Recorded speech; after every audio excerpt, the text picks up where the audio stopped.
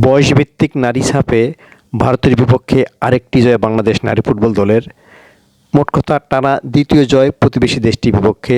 গত বছর ভুটানে মাঠে অনূর্ধ্ব-17 নারী ফুটবলের শেষ ম্যাচে বাংলাদেশ ভারতকে 4-3 গোলে হারিয়েছিল। যদিও সেই জয়ে কোনো লাভ হয়নি, কারণ বাংলাদেশ আগেই শিরোপা রেস থেকে ছিটকে পড়ে। ওই জয়টি ছিল স্রেফ একটি সান্ত্বনা। এবার নেপালের পোখরার রঙ্গশালা স্টেডিয়ামে বাংলাদেশ প্রথম ম্যাচে ভুটানকে 12-0 গোলে পরাজিত করে। এরপর ভারতের বিপক্ষে 2-0 গোলে জয়। তৃতীয় ম্যাচে নেপালকে 4-0 গোলে হারায় আলপি আক্তাররা। ফলে বাংলাদেশ টানা 3 জয়ে চলে গেছে ফাইনালে। ভারতের বিপক্ষে বাংলাদেশের এই স্মরণীয় জয়ে 2টি গোলই করেছেন অর্পিতা বিশ্বাস ও আলপি আক্তার। আলপি আক্তারের একটি ঘটনা আছে, তিনি ভারতকে পেলেই জ্বলে ওঠেন। এই পর্যন্ত ভারতের বিপক্ষে তিনি 5টি ম্যাচ খেলেছেন, এর মধ্যে 3বারই গোল করেছেন প্রতিবেশী দেশটির বিপক্ষে। 2024 সালে নেপালে যে সাফ অনূর্ধ্ব-16 নারী ফুটবল হয়েছিল, সেখানে লিগ পর্বে আলপির দূরপাল্লা শটে গোল ছিল ভারতের বিপক্ষে।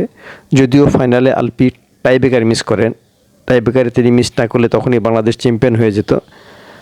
তার মিসের পর গোলরক্ষক ইয়ারজানের টাইব্রেকার ঠেকানোর কৃতিত্বেই বাংলাদেশ জয় তুলে নেয়। গত বছর ভুটানে মাঠে বাংলাদেশ যে 4-3 গোলে হারিয়েছিল ভারতকে, সেই ম্যাচেও একটি গোল ছিল আলপি আক্তারের।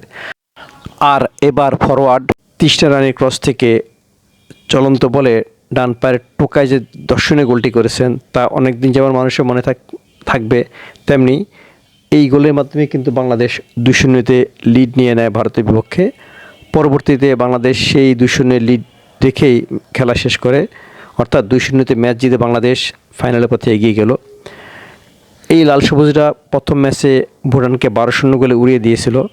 সেই ম্যাচে 3টি হ্যাটট্রিক হয়েছে, এর একটি হ্যাটট্রিক ছিল কিন্তু এই আলপি আক্তারের। আলপি আক্তার এবারের ঘরোয়া লিগে খেলছেন রাজশাহী স্টার্সের হয়ে। সেখানে তার 4টি হ্যাটট্রিক সহ 25 গোল, অর্থাৎ হ্যাটট্রিক এবং গোলের মধ্যেই আছেন পঞ্চগড়ের বোদা উপজেলার এই স্ট্রাইকার। এখন ফাইনালে 7 তারিখে যদি তিনি ভারতের বিপক্ষে জ্বলে উঠতে পারেন, ফর্মে থাকতে পারেন, গোলের দেখা পান, তাহলে বাংলাদেশ নেপালের মাঠ থেকে আরেকটি শিরোপা নিয়ে দেশে ফিরবে।